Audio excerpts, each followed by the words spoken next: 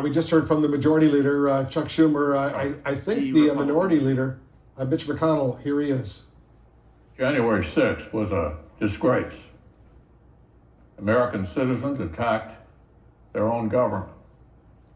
They used terrorism to try to stop a specific piece of domestic business they did not like. Fellow Americans beat and bloodied our own police. They stormed the Senate floor. They tried to hunt down the Speaker of the House. They built a gallows and chanted about murdering the Vice President. They did this because they'd been fed wild falsehoods by the most powerful man on earth. Because he was angry he'd lost an election. Former President Trump's actions preceded the riot were a disgraceful dereliction of duty. The House accused the former president of, quote, incitement. That is a specific term from the criminal law. Let me just put that aside for a moment and reiterate something I said weeks ago. There's no question, none, that President Trump is practically and morally responsible for provoking the events of the day. No question about it. The people who stormed this building believed they were acting on the wishes and instructions of their president. And having that belief was a foreseeable consequence of the growing crescendo of false statements, conspiracy theories, and reckless hyperbole, which the defeated president kept shouting into the largest megaphone on planet Earth. The issue is not only the president's intemperate language on January 6th. It is not just his endorsement of remarks in which an associate urged, quote, trial by combat. It was also the entire manufactured atmosphere of looming catastrophe, the increasingly wild myths about a reverse landslide election that was somehow being stolen, some secret coup by our now president. Now, I defended the president's right to bring any complaints to our legal system. The legal system spoke. The Electoral College spoke. As I stood up and said clearly at that time, the election was settled. It was over. But that just really opened a new chapter of even wilder, and more unfounded claims. The leader of the free world cannot spend weeks thundering that shadowy forces are stealing our country and then feign surprise when people believe him and do reckless things. Now, sadly, many politicians sometimes make overheated comments or use metaphors. We saw that unhinged listeners might take literally, but that was different. That's different from what we saw. This was an intensifying crescendo of conspiracy theories orchestrated by an outgoing president who seemed determined to either overturn the voters' decision or else torch our institutions on the way out. The unconscionable behavior did not end when the violence actually began. Whatever our ex-president claims he thought might happen that day, whatever reaction he says he meant to produce,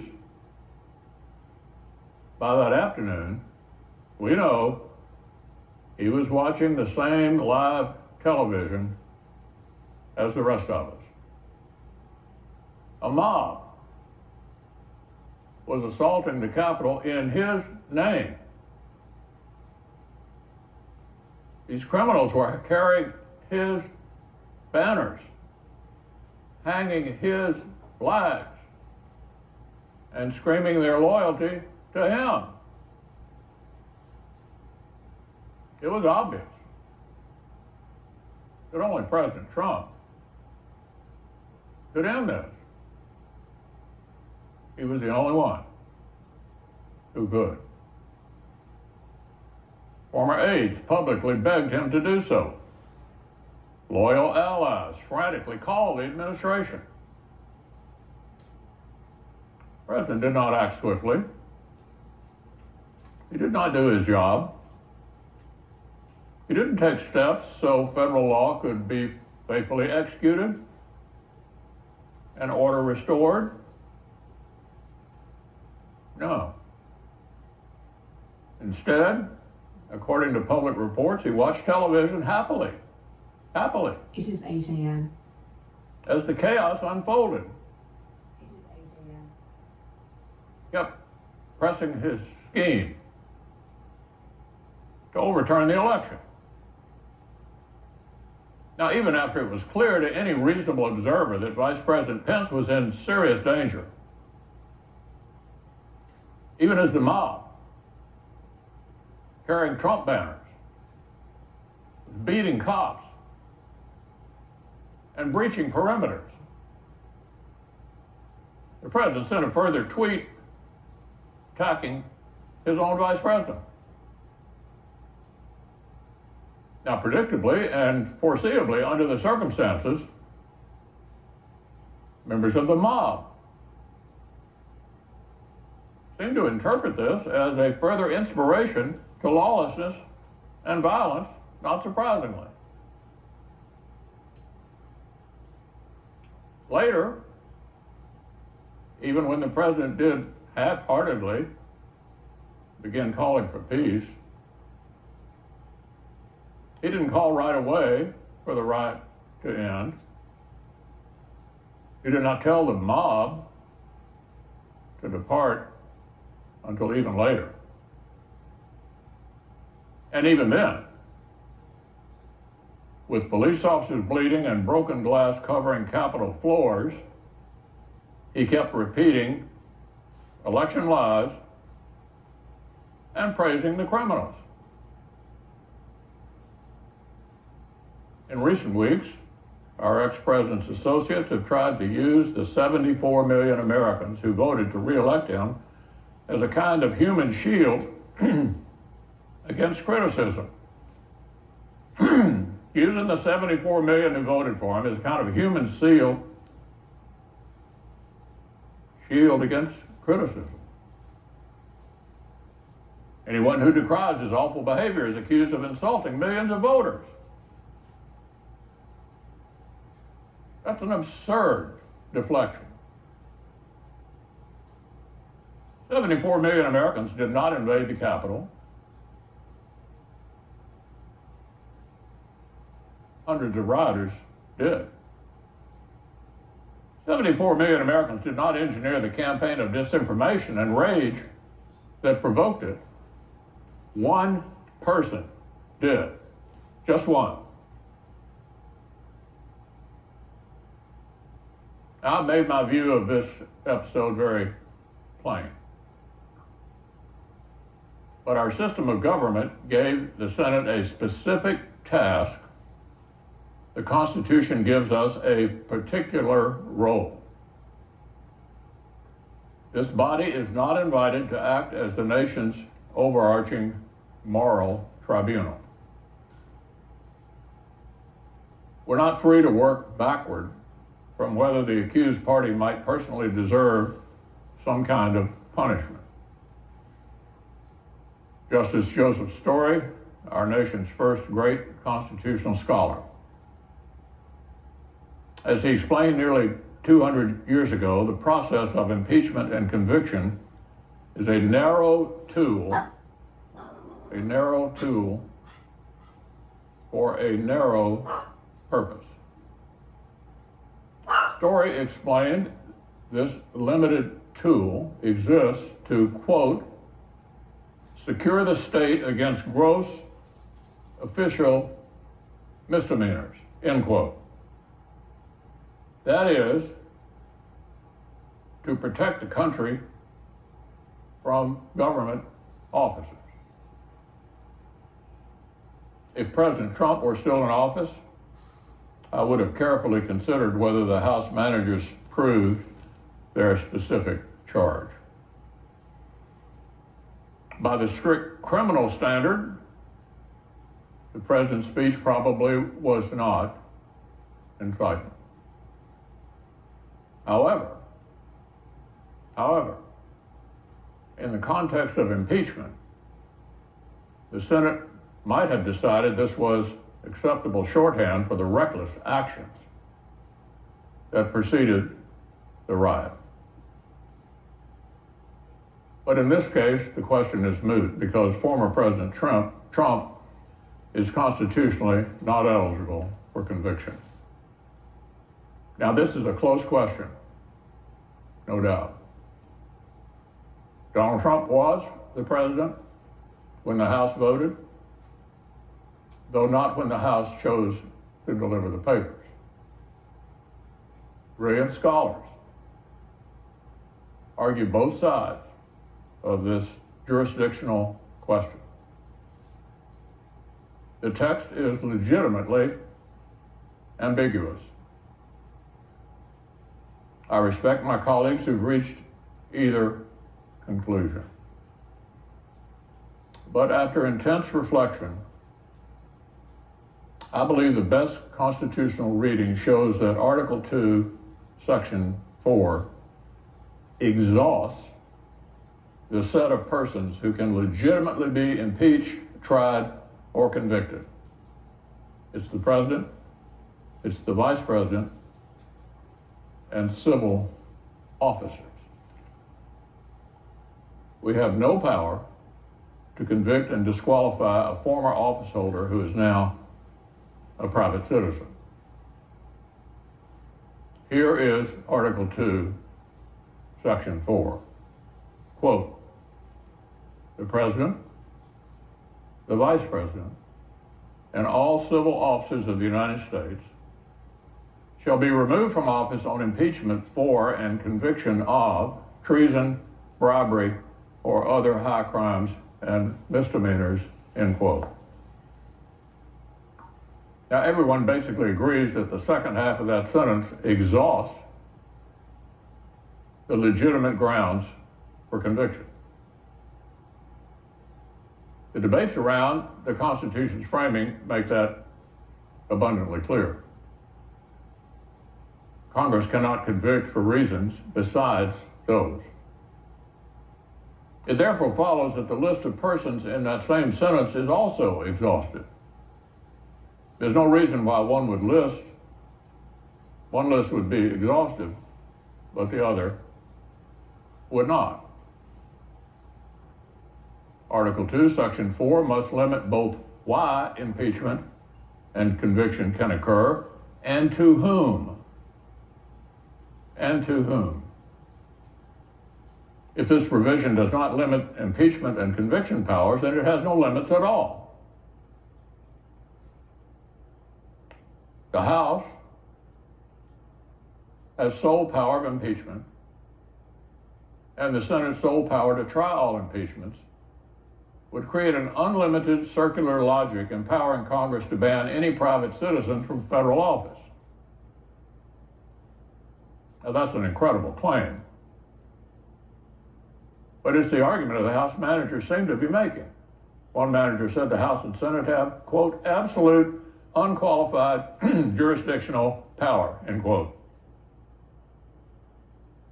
Well, that was very honest, because there is no limiting principle in the constitutional text that would empower the Senate to convict former officers it would not also let them convict and disqualify any private citizen. An absurd end result to which no one subscribes. Article 2, Section 4 must have force. It tells us the President, Vice President, and civil officers may be impeached and convicted. Donald Trump's no longer the president. Likewise, the provision states that officers subject to impeachment and conviction shall be removed from office if convicted. Shall be removed from office if convicted. As Justice Story explained, the Senate, upon conviction, is bound in all cases to enter a judgment of removal from office. Removal is mandatory upon conviction. Clearly, he explained, that mandatory sentence cannot be applied to someone who's left office. The entire process revolves around removal. If removal becomes impossible, conviction becomes insensible. In one light, it certainly does seem counterintuitive that an office holder can elude Senate conviction by resignation or expiration of term, an argument we heard made by the managers. But this underscores that impeachment was never meant to be the final forum for American justice. Never meant to be the final forum for American justice. Impeachment, conviction, and removal are a specific intra-governmental safety valve. It is not the criminal justice system where individual accountability is the paramount goal. Indeed, Justice Story specifically reminded that while former officials were not eligible for impeachment or conviction, they were, and this is extremely important, still liable to be tried and punished in the ordinary tribunals of justice. Put another way, in the language of today, President Trump is still liable for everything he did while he was in office as an ordinary citizen. Unless the statute of limitations is run, still liable for everything he did while he's in office. Didn't get away with anything yet. Yet. We have a criminal justice system in this country. We have civil litigation. And former presidents are not immune from being accountable by either one. I believe the Senate was right not to grab power the Constitution doesn't give us. And the Senate was right not to entertain some light-speed sham process to try to outrun the loss of jurisdiction. It took both sides more than a week just to produce their pretrial briefs. Speaker Pelosi's own scheduling decisions conceded what President Biden publicly confirmed: a Senate verdict before Inauguration Day was never possible. Now, Mr. President, this has been a dispiriting time. But the Senate has done our duty. The framers' firewall held up again. On January the 6th, we returned to our posts and certified the election. We were uncowed. We were not intimidated. We finished the job. And since then, we resisted the clamor to defy our own constitutional guardrails in hot pursuit of a particular outcome. We refused to continue a cycle of recklessness by straining our own constitutional boundaries in response. The Senate's decision today does not condone anything that happened on or before that terrible day. It simply shows that senators did what the former president failed to do. We put our constitutional duty first.